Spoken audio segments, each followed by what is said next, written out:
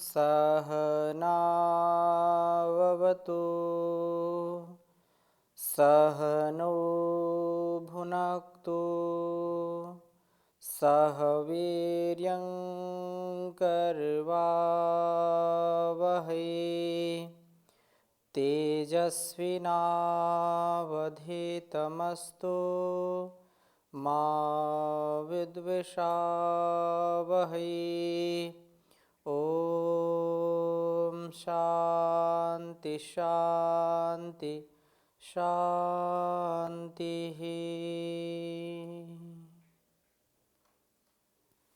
वैदिक जीवन पद्धति की इस कक्षा में आप सभी का हार्दिक स्वागत है, अभिनंदन है। ऋग्वेद के प्रथम मंडल के 91वें सूक्त का स्वाध्याय कर रहे हैं और इस सूक्त के हम छठे मंत्र को आज लेंगे, जिसमें परमात्मा के द्वारा दिए गए दीर्घ जीवन के लिए हम यत्नशील रहें, प्रभु का स्तवन करते हुए अपने जीवन को आगे बढ़ाने का प्रयास करते रहें। असमय हमारी मृत्यु ना हो, हम असमय काल के भक्षक न बने। काल का हम भक्षण, जो हमारा भक्षण करने वाला है काल, जिसके मुख से, जिसके पासों से, जिसके जबड़े के नीचे आने से कोई बच नहीं सकता है, हम परमपिता परमेश्वर को स्मरण करते हुए सौंदर्य से, दीर्घ जीवन से, धन संपन्न जीवन से अपने जीवन को बिताने वाले हों। जीवन की दिव्यता, भव्यता, सात्विकता, परस्परता, नम्रता के साथ जब हम जीवन व्यतीत करेंगे तो परमात्मा हमारा बहुत ही कल्याण करता है। बहुत ही सुंदर और बहुत ही कम शब्दों में यहाँ पर इस वेद मंत्र में आश्वासन दिया गया है उस परमात्मा की ओर से। और प्रभु रक्षा में मृत्यु कहाँ, यह आश्वासन जब प्रभु हमारी रक्षा करता है तो मृत्यु का तो कोई प्रश्न ही नहीं है। यद्यपि परम पूज्य श्री स्वामी जी महाराज कहते हैं कि परमात्मा के द्वारा दिया हुआ जीवन उसकी सौगात है, उसका दिया हुआ उपहार है, और मृत्यु उसके घर का आमंत्रण है। तो हमको दोनों परिस्थितियों में समता को मध्य में रखते हुए अपने जीवन को जीना चाहिए। मैं वेद मंत्र लिखता हूँ, इसके आगे चर्चा करूँगा आपके समक्ष।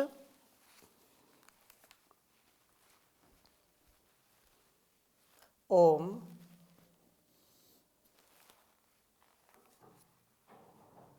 त्वं च सोमनो वशो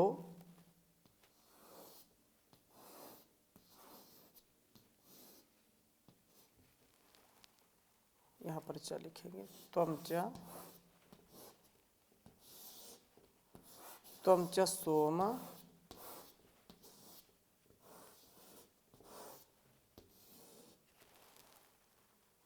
नो वशो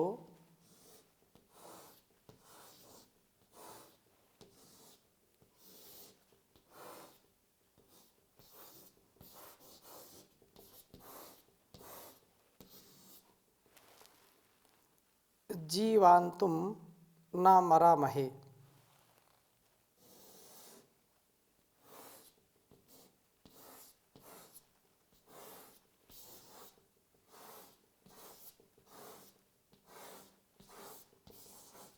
जीवातुम न मरामहे।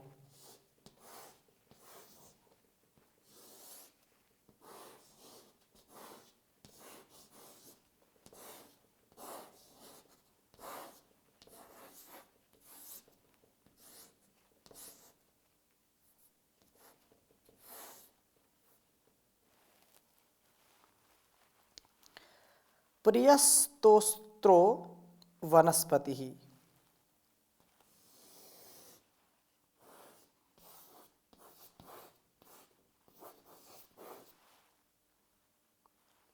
प्रियस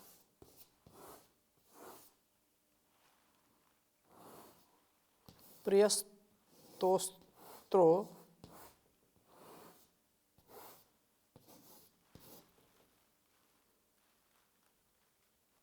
प्रियस्तोत्रः प्रियस्तोत्रो वनस्पति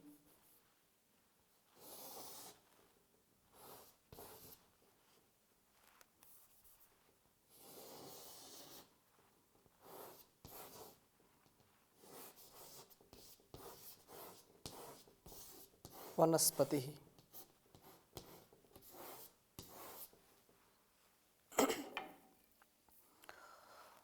ओम त्वं च सोम नो वसो जीवातुम न मरामहे प्रियस्तोत्रो वनस्पति। बहुत छोटा मंत्र है, सरल मंत्र है, स्मरण कर लेना चाहिए। ओम त्वं च सोम नो वसो जीवातुम न मरामहे प्रियस्तोत्रो वनस्पति। ओम त्वच सोमनो वसो जीवातुम न मरामहे प्रियस्तोत्रो वनस्पति। उस प्रभु के रक्षण में हमारा कभी भी नाश नहीं होता है, कभी हम विनष्ट नहीं होते हैं। ऐसी भावना के साथ यहाँ पर ये प्रार्थना है कि हे सोम, हे शांत प्रभु, शांत होकर के सबको शांति प्रदान करने वाले परमात्मा, तुम या आप न हमारे जीवातुम, जीवन को वशः चाहते हो, और हम भी उस जीवन को चाहते हैं। जैसे माता पिता चाहते हैं कि हमारा बेटा बेटी, हमारी संतान दीर्घजीवी हो, दीर्घ आयुष्य को प्राप्त हो, वैसे ही परम पिता परमेश्वर का यह उपदेश, आदेश और उसका संकेत हमको मिलता है कि हम दीर्घजीवी हों, अल्प आयु में हमारी मृत्यु ना हो, परंतु हम अपने ही दोषों के कारण जीवन को खतरे में डाल देते हैं। यहाँ पर ये प्रार्थना की है कि आप हमारे दीर्घ जीवन को चाहते हैं प्रभु, और उसके लिए यत्नशील होते हैं, तो न मरामहे, हम असमय में मरते नहीं हैं। यहाँ त्वं च और आप भी, ये शब्द बड़े महत्वपूर्ण हैं। हम तो चाहें ही हमारी वह इच्छा पुरुषार्थ के रूप में प्रकट हो, तब प्रभु कृपा होने पर हमारी मृत्यु नहीं होती। आप प्रिय स्तोत्र, प्रिय हैं, स्तोत्र हैं जिनके ऐसे हैं, आपके स्तोत्रों का उच्चारण करने से प्रीति का अनुभव होता है। और वनस्पति ही, आप हमारे सौंदर्यों के रक्षक हैं। आप जो है लव लाइनेस, आप ही यश, ग्लोरी व धन, वेल्थ के साथी हैं। आपका स्तवन करता हुआ मैं सौंदर्य, यश व धन को प्राप्त करता हूँ। परमात्मा की, उस विधाता की हमारे ऊपर बड़ी कृपा है, जिसके कारण हम आंतरिक और बाह्य रूप से सौंदर्य को प्राप्त करते हैं।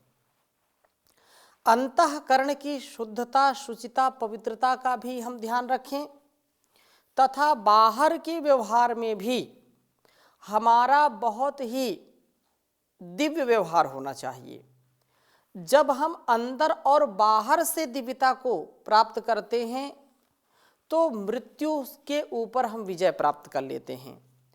क्योंकि जो व्यक्ति निडर होता है, जो व्यक्ति अभय से युक्त होता है, जिसको किसी भी प्रकार का भय नहीं होता है, वो वस्तुतः उस परमात्मा की कृपा का विशेष पात्र होता है। उसका सानिध्य, उसकी सन्निधि, उसकी शरणागति को प्राप्त होता है। नहीं तो लोग हर क्षण मृत्यु से डरते हैं, हर पल उनको कोई ना कोई भय, कोई ना कोई डर सताता रहता है। अब क्या होगा, तब क्या होगा, और वो अपने जीवन में अत्यंत दुखी होकर के इसको व्यतीत करते हैं जीवन को। तो परमात्मा की हम सदा सर्वदा सर्वत्र प्रार्थना करते हुए धीरे धीरे अपने जीवन को उस गंतव्य की ओर ले जाएं जिसके लिए हमारा जीवन परमात्मा ने और इस जगत को रचा है। दीर्घ काल तक हम जिएं तो दीर्घ काल तक हमारे तन से मन से संसार का उपकार भी होगा, समष्टि का उपकार होगा। यद्यपि जिस दिन से हमारा जन्म होता है उसी दिन से हमारी आयु की उल्टी गिनती शुरू हो जाती है। लोक में लोग तो बोलते हैं कि ये बढ़ रहा है, बड़ा हो रहा है, परंतु व्यक्ति जैसे जैसे बढ़ता रहता है उसकी आयु वैसे वैसे घटती रहती है। तो दीर्घ आयुष्य के लिए हम क्या करें? तो परमात्मा की विशेष कृपा से हम दीर्घ आयु तो एक बात हो गई, अल्प आयु में ही बिना पूरे जीवन को व्यतीत किए हुए ही लोग मृत्यु के आगोश में समा जाते हैं। उसका बहुत जो है हानि, बहुत ही क्षति पहुंचती है उसके उद्देश्यों को, उसके लक्ष्यों को जो प्राप्त नहीं कर पाता है। तो यहाँ पर जो प्रार्थना की है कि हे परमपिता परमेश्वर, हम दीर्घ जीवन के लिए यत्नशील हों। दीर्घ जीवन कैसे मिलता है? तो दीर्घ जीवन योग, यज्ञ, प्राणायाम, ध्यान से, सदाचार, सदाहार, सदव्यवहार से जीवन हमारा बढ़ता है। और उचित आहार परम आवश्यक है उसके लिए। योग बल से हम अल्पायु में नहीं अपितु पूर्ण आयु को, दीर्घायु को प्राप्त करते हैं। प्रभु का स्तवन करते हुए प्रभु की कृपा के हम पात्र बने तो निसंदेह असमय की मृत्यु से बच करके हम सुंदरता से, यश और कीर्ति से, धन संपदा से परिपूर्ण जीवन बिताने वाले होते हैं। क्योंकि मृत्यु बहुत ही सुनिश्चित होती है और बहुत ही डरावनी भी होती है। लोग डरते हैं कि मृत्यु आएगी।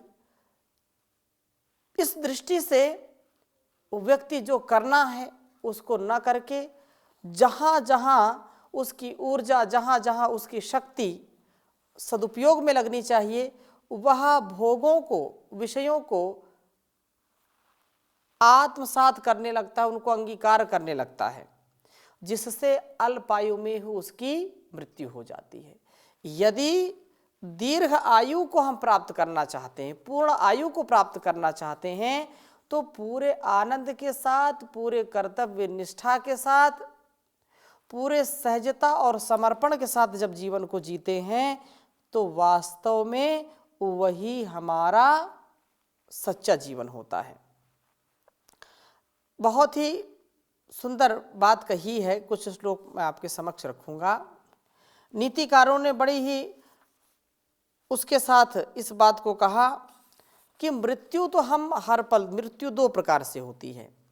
एक मृत्यु शरीर से होती है, एक मृत्यु उसके यश और कीर्ति से होती है। जिसकी यश और कीर्ति नहीं फैलती है, जिसके जीने और जो है यहाँ पर कुछ करने से, जन्म लेना, जन्म से फिर बढ़ना और फिर यहाँ से चले जाना, जिसने उसके जीने को और उसके जाने को नहीं जाना, तो समझो उसकी मृत्यु शरीर से भी हो गई और यश कीर्ति से भी हो गई।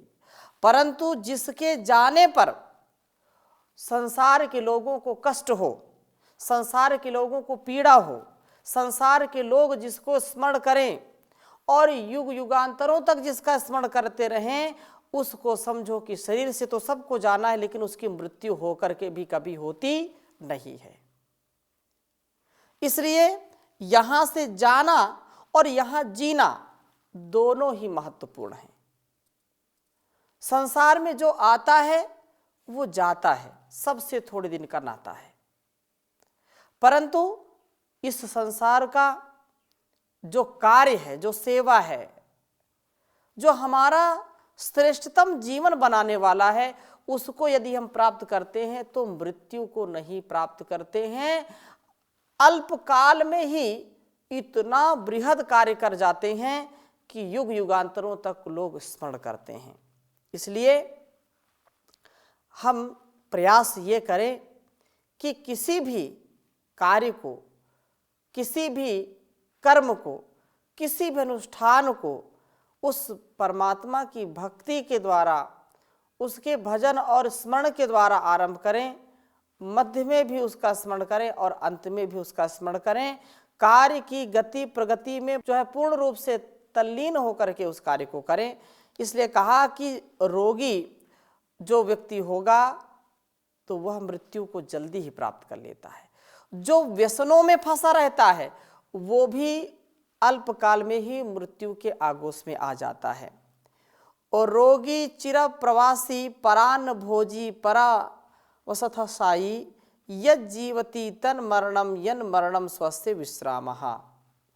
रोगी चिरकाल तक घर द्वार छोड़ परदेश में रहने वाला, पराया अन्न खा कर के और पराए घर में, दूसरे के घर में शयन करने वाला, इन सभी का जो जीवन होता है, इन सभी का जीवन वही मरण के समान कहलाता है। और यही उनके लिए विश्राम, मरण जो है वो विश्राम है।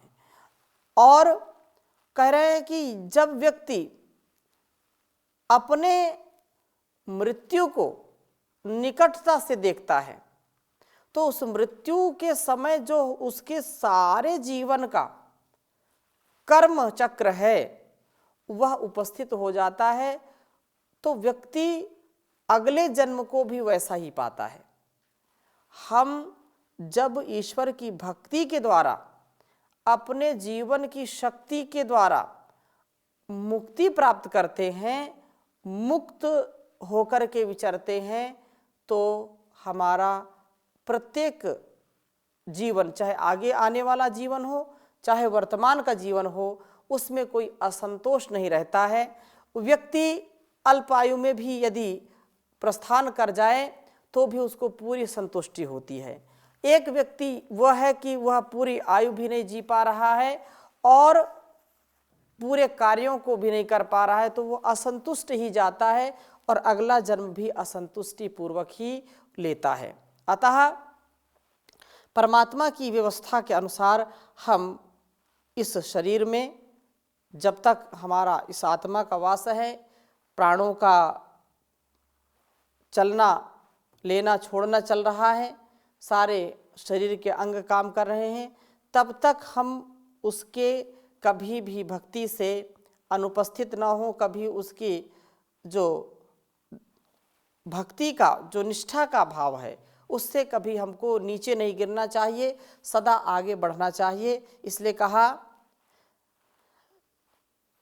जगदीश यह विनय है जब प्राण तन से निकले, प्रिय ओम ओम जपते यह प्राण तन से निकले।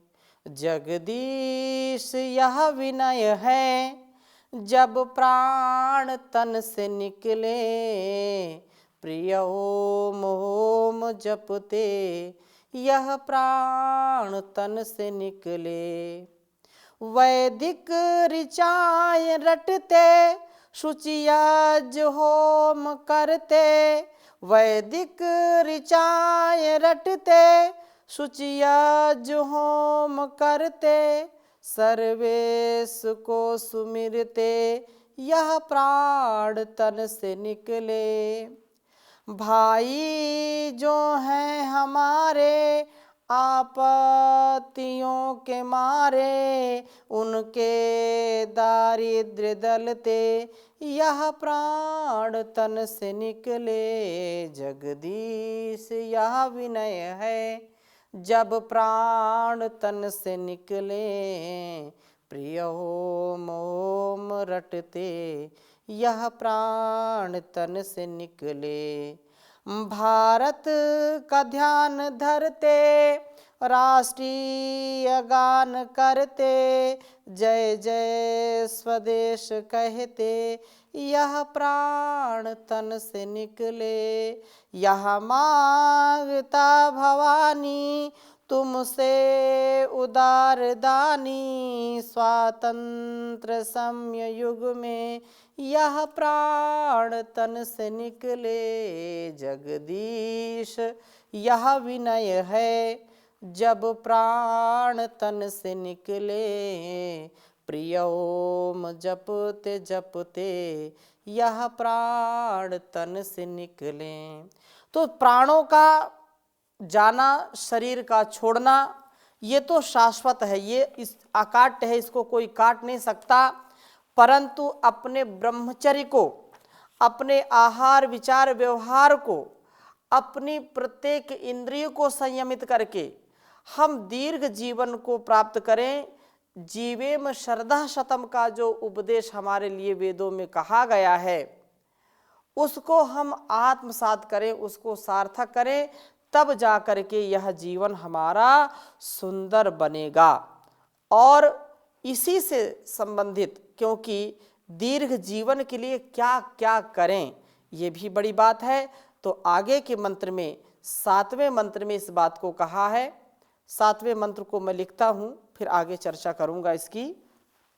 6ठा मंत्र आपके समक्ष लिखा है। 7वां मंत्र भी छोटा मंत्र है लेकिन बहुत ही अच्छा मंत्र है।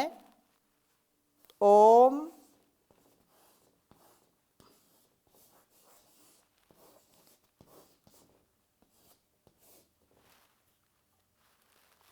त्वं सोम महे भगम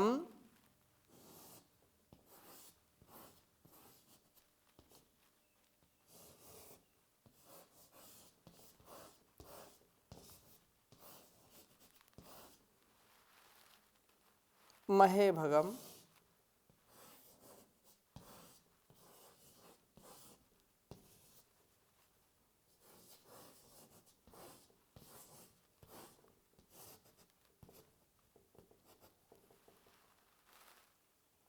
त्वं यूना ऋतायते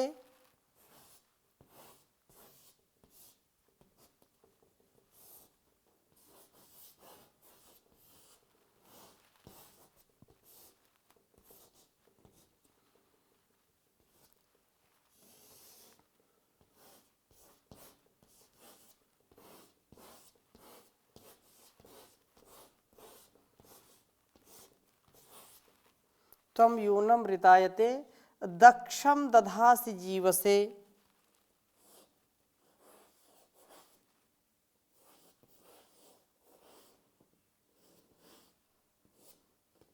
दक्षम दधासि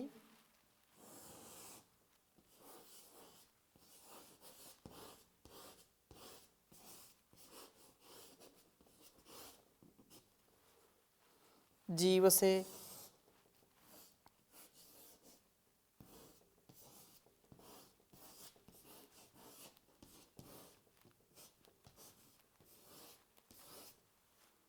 उच्चारण करेंगे एक बार।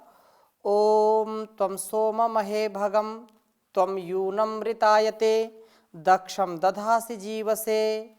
ओम त्वं सोम महे भगम त्वं यूनम ऋतायते दक्षम दधासि जीवसे।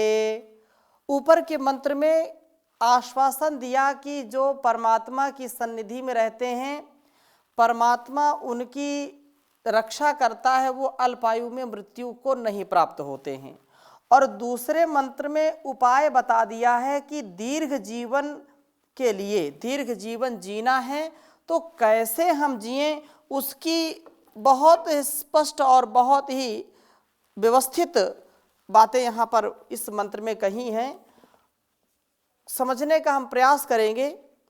जैसा जीवन हम जीते हैं तो उस जीवन में जब तक भक्ति नहीं है, जब तक हमारे अंदर अपने से बड़ों का, उस परम पिता परमेश्वर का जो सबसे बड़ा है, सबका अधिपति है, सबका स्वामी है, गुरुओं का भी गुरु है, तो उसके प्रति जब तक पूजा की वृत्ति वाले नहीं होंगे, तो पूजा की वृत्ति हमारी होनी चाहिए।